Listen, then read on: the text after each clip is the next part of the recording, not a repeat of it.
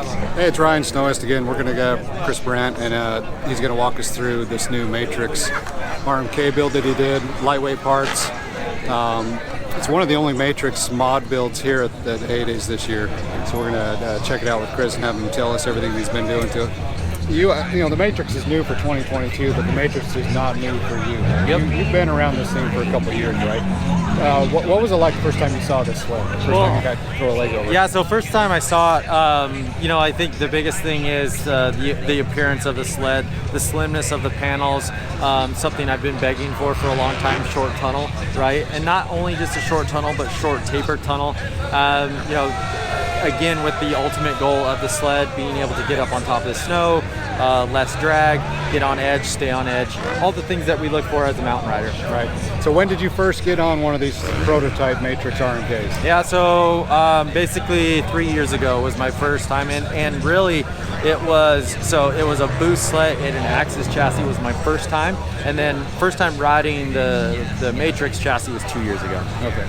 All right, well, I'm going to follow you around, like just show me everything you've done to this thing, because this is really one of the only Matryx RMK custom builds at A-Days. Yep. And this is a Boost, right? It is. Okay. Yep. Yeah, just show us what all you've done to it. Well, so I first and foremost, you know, it keeps getting increasingly harder year after year and chassis after chassis of how do we make things better. And so, you know, we, from the aftermarket side, we have the ability to not have all the handcuffs that a poor manufacturer has to deal with, right? So, first thing, again, my goals are always to make the sled lighter, more responsive, and react better to rider input. And so it's awesome that we have a short tunnel, but I went even shorter with the tunnel. So this sled started life as a 155 Chaos Patriot Boost slash. Okay, and so what I did is I ended up putting a 165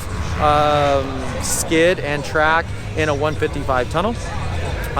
For, you know, our December, January, February, March, when the snow is really good, this is going to be totally fine. In the springtime, again, cooling with the track being way out there and not even kicking snow up, you know, I'll have to be mindful of that. But, you know, again, anytime you can get any part of the chassis away and less drag, that's a good thing. So let's take a look. This is basically a carbon skid that I ran last year.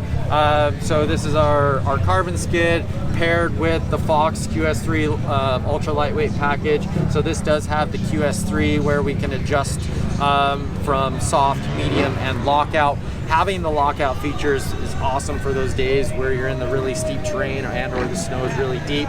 You know, when we talk about new chassis, you know, we're always trying to figure out, so what goodies or cool things are going to be available. The Next Tech Carbon Skid is a direct replacement for the Matryx and loses, with this package with the shocks, 13 pounds. So 13 pounds off of an already lightweight snowmobile is really awesome. So it's the Axis skid both in the same place as the Matryx skid. It sure does, yep. So that's what's really awesome about this platform and this chassis is there are definitely some refinements in the bodywork and the tunnel, but the stuff that makes an RMK so good, like the rear suspension, the front suspension with the React front end, you know, all of those things are the same as what we had on the Axis chassis. So mounting points in the chassis, front end mounting points, all of those things are the same. Yeah, so, you know, big weight loss with the carbon skid and the Fox shocks in the rear.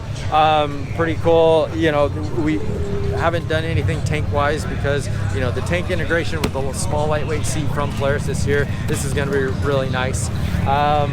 So one thing, and I don't have it on this sled, but we'll have 4-inch handlebars. The factory low bar is a 5-inch, and then 6 and 7. What I found in the Matryx chassis is they're, like, especially with the 7S gauge, the bigger compartment up here for storage, all are really good things, but it did add a little bit of weight up high. And so what I found is, you know, again, lowering that center of gravity with the handlebar really helped from a handling perspective for me. And you know, you guys have heard me over the years talk about lightweight, or lower handlebars and all of that.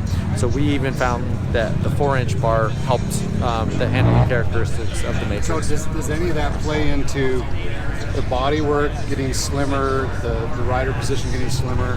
So now that you got less stuff in the way between you and in front of you, Yep. you can lower and have better control of the You bar? can, and that's a really good point, Ryan. That really when you stand on this, there's it's farther to get your knee to the console, which I thought that took a little bit getting used to. Everything's more open up here, and so what you'll really notice too, especially on the side hill, is that you're really able to get into that more steeper terrain because the sled will not wash out, especially with not much tunnel back there, narrow bodywork here. The sled is able to stick with that spindle and the track into the snow and not have any panel out issues or washout issues. Yeah. So another change that we have up here, this is something that I've worked for many years with on the skin side of things, is a different front end. I'm a really big fan of the React front end. It works really well. A couple things that we are able to improve on over the React front end by going with a little bit different geometry, and that's what separates this front end from anybody else's in the industry. Everybody else's in the industry is essentially stock geometry, which is a good thing, I think. But what we do is we move the spindle a little bit further forward and have a taller spindle, and what that does is it essentially gives us less steering effort and less bump steer. And what we talk about bump steer isn't necessarily going over the bumps on the trail. Bump steer is when you counter steer, it's natural for the ski to want to go back to straight. What we found is when we move that spindle a little bit further forward, it allowed the ski to be in a little more neutral state versus wanting to go back to straight and requiring more effort to keep it counter steered to be able to stay on edge. So that's something we've worked on. We have a new spindle design with a little more strength, and we also have a new lower arm that is the same weight as the aluminum kit, but it is chromoly. So more strength in the lower arm and more strength in the spindle. A couple of things we've been working on that front end. So when you say the spindle is taller, is the height in the lower leg, so you're lifting your nose out of the snow a little bit? Correct. And so one thing that, when you have to do one thing, so with a taller spindle, that can put more pressure on the rear track shock. So to your point, this does raise ride height a little bit in the front, but we kind of have a balance of being able to not be so reliant on the sled, basically holding the front end up and the back end down. So this kit works really well on the Chaos with the longer front track shock. We have some adjustments in the rear suspension that we do to make the front end be more compliant with the rear as well. So where else are you looking at ways to pull weight out of this? So, there's going to be some stuff that we're continuing to work on, and that'll be like in the hood area.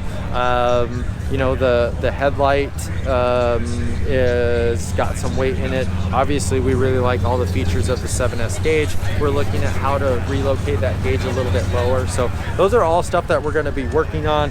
As far as right now, what's nice is from a steering post and pitman arm, we have that stuff available in titanium. The new P22 primary clutch is already lightweight, which is really cool, but we can get an additional pound of rotating weight out in the secondary clutch through Patrick, and then doing the combo of the lightweight flywheel and rotor through Zollinger gets us another almost pound of rotating weight as well. So we've got a lot of fun stuff in the works, but right now, a pretty big chunk of 14 pounds in the rear skid, our lightweight rotating stuff, and then all of the fun tie fasteners and everything that we had with the Axis. A lot of it crosses over to the Matryx chassis. So what's the biggest change, Axis to Matryx for you? I think the biggest thing for me, of course, is the tunnel. Having not only the shorter tunnel, but the shorter tapered tunnel. I think people are going to really see the benefit and why we've been doing short tunnels for so long. And to not have to weld a tunnel back up, I am so excited about that, and to really have something from the factory that, people are going to really notice the difference of how the sled goes through the snow. All right, thanks. Yeah, you got it.